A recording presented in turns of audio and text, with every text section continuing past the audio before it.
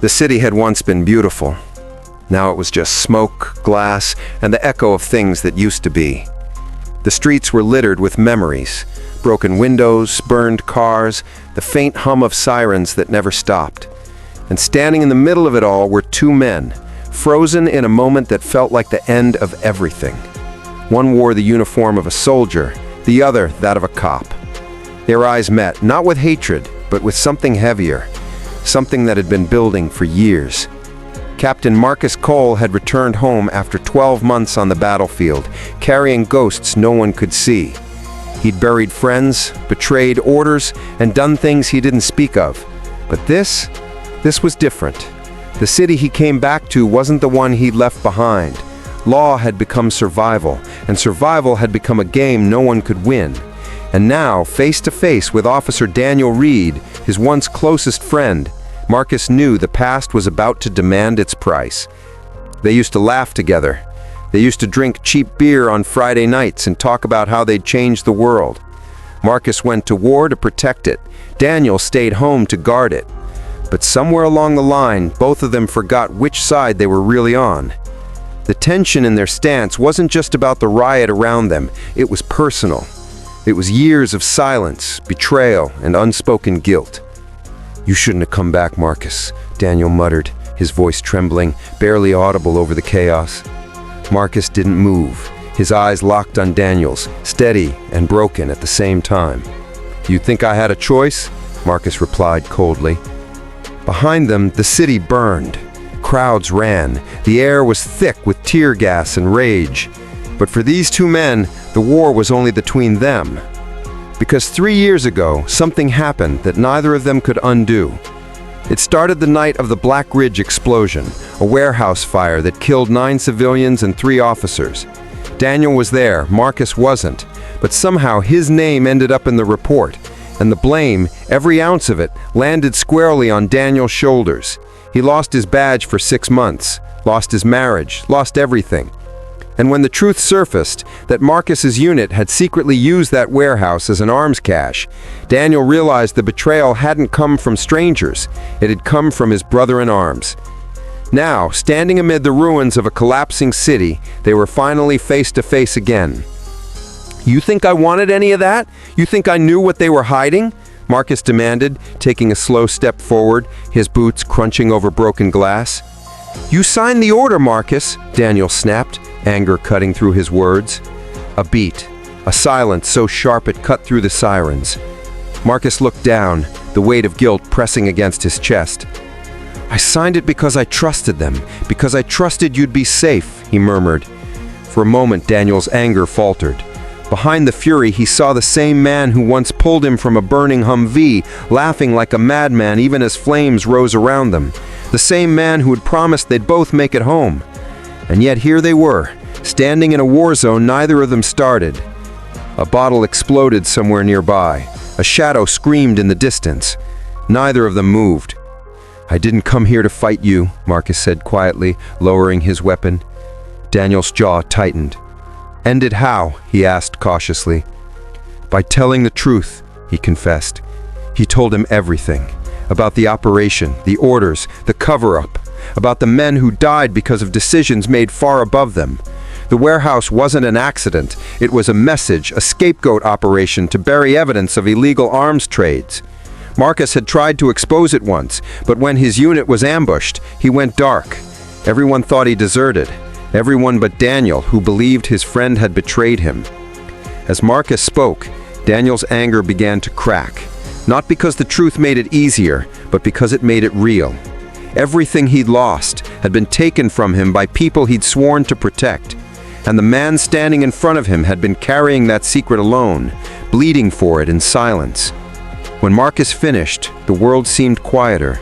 Even the riot around them felt distant. "You should have come to me," Daniel whispered, his voice low and raw. "I know," Marcus answered softly, "but I was afraid you'd see me the way the world does, a liar, a traitor." "I already did," Daniel admitted, his tone breaking. The words hit Marcus harder than any bullet could. For a long time they just stood there, breathing smoke, letting the silence speak. Then somewhere behind them, a child cried. Both men turned. Amid the debris, a young girl, no more than 8, was trapped under a fallen beam, dust covering her face. Marcus ran first, without thinking. Daniel followed. "Lift it from that side," Marcus shouted, yelling through the ruins. "I've got it, just move her when I say," Daniel yelled back, gripping the steel with shaking hands. Together they lifted the debris, pulled her free and carried her out of the street. Her mother rushed forward, sobbing, holding the child close. For a second, Marcus looked at Daniel, just like old times, 2 men doing what they were born to do, save, not destroy. "Maybe we both forgot who we were," Daniel murmured, his breathing unsteady.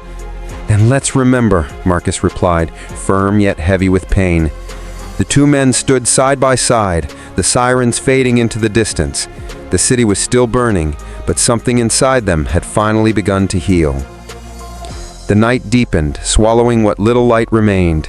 The fires were dying, but the smoke still lingered, rising in tired curls above the cracked skyline. Marcus stood motionless, staring at the street that once led to his childhood home. Daniel stood beside him, hands trembling, uniform stained with dust and ash. For the first time in years, there was silence between them, and it wasn't hostile. It was heavy, but almost peaceful.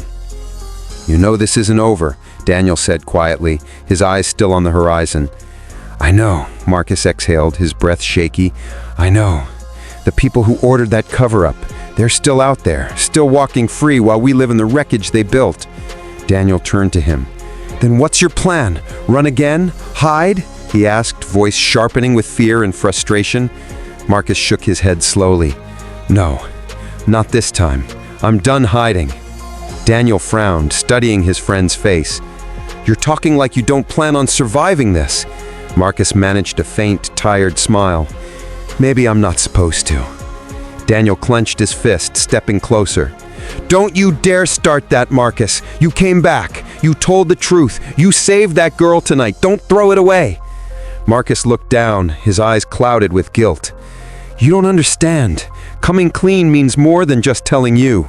I have files, recordings, reports, evidence that proves everything. If I release them, the entire command structure collapses, but they won't let me live to do it." Daniel's expression hardened. "Then let me help you," he said firmly.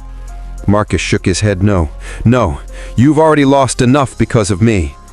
I lost because I trusted lies, but this is the first time in years something feels right." Marcus stared at him, caught between gratitude and sorrow. "You're still the same, Daniel, always ready to walk into the fire." Daniel gave a faint smirk. "Maybe because you taught me how." The 2 men shared a quiet laugh, brief, fragile, but real. For a moment it felt like the years of pain between them had vanished. Then from the distance, the low growl of engines echoed down the street. Headlights cut through the smoke.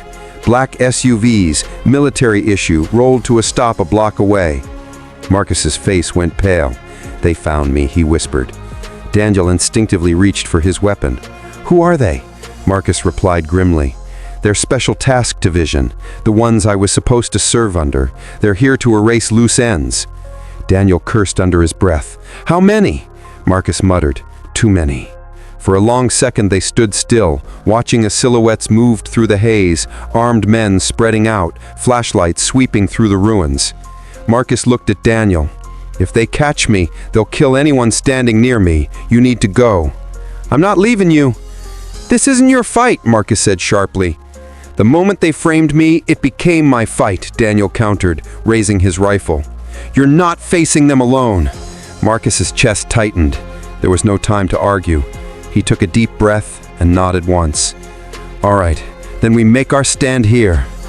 They moved behind a burned-out car, crouched low as the first squad approached. The chaos reignited. Gunfire cracked through the silence. Bullets tore through glass and metal. Marcus returned fire with precise, disciplined bursts, while Daniel covered his flank, shouting commands through the roar. "Left side, 2 more! I see them!" Marcus shouted back, ducking behind cover.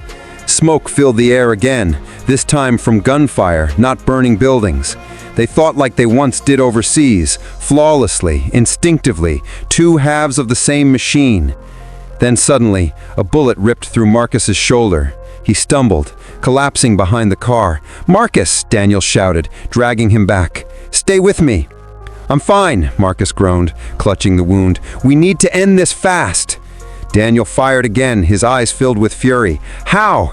Marcus winced, reaching into his vest. He pulled out a small drive, a data chip. This has everything," he gasped. "If they get it, all of this was for nothing." Daniel grabbed it. "What do you want me to do?" "Take it to the media desk at HQ," Marcus whispered. "Give it to Agent Ward. She'll know what to do. I'll hold them off." "No," Daniel snapped. "We're going together." Marcus smiled faintly. "You're stubborn as ever." "Maybe because you are," Daniel muttered. Another explosion rocked the street. Marcus coughed, blood streaking his lips. "Go, Daniel, please! You've got a daughter waiting for you!" Daniel froze. "How did you—" Marcus's voice softened. "She wrote me once, a letter. Said she missed you. I'd never sent it back." Daniel's throat tightened. "You kept it?" Marcus nodded weakly. "It reminded me there was still something good left in this world." Daniel stared at him, eyes glassy with emotion. Then he shook his head firmly. "You're not dying here, Marcus. Not tonight." He slung Marcus's arm over his shoulder, dragging him toward the alleys as more gunfire erupted behind them. They ran, stumbling, bleeding, breathless, but they ran. The sound of helicopters grew louder overhead. By the time they reached the edge of the district, the noise began to fade. They collapsed beside an overturned bus, bodies shaking from exhaustion. "You still have that drive?" Marcus whispered. Daniel nodded, holding it tight. "Yeah, good," Marcus breathed. "Then it's over." "No," Daniel said softly, shaking his head. "It's just beginning." Marcus smiled faintly, eyes half closing. "You always were the better man." Daniel looked at him, tears forming. "No, Marcus, just the luckier one." He pressed his hand against Marcus's wound, trying to stop the bleeding. "Stay with me," he urged. Marcus's eyes met his. "If I don't make it, promise me you'll tell her, the girl from the warehouse, that she's safe because of you." Daniel's voice broke. "You'll tell her yourself." Marcus smiled again, weaker this time. "Maybe." He paused, voice fading to a whisper. "When the smoke clears, maybe we'll all finally see the truth." His eyes drifted closed. Daniel held him there for a long time, until the dawn began to rise, soft light spilling over the ruins. The gunfire had stopped. The city was silent again. Hours later, the news broke. Confidential files leaked anonymously exposed the entire cover-up behind the Black Ridge explosion. Names, orders, faces, everything. Daniel stood in front of a hospital window, watching the sun climb higher. Marcus had survived, barely. The doctor said recovery would take time, but he'd live. When Marcus finally opened his eyes, Daniel was sitting by his bedside, holding the same data chip between his fingers. "You did it," Daniel said quietly, smiling through exhaustion. Marcus looked at him, his voice hoarse. "No, we did." Daniel nodded slowly. "Guess the war's finally over." Marcus turned his head toward the window, watching sunlight filter through the blinds. "Yeah," he whispered. "When the smoke clears, it always is." They gave themselves a hug.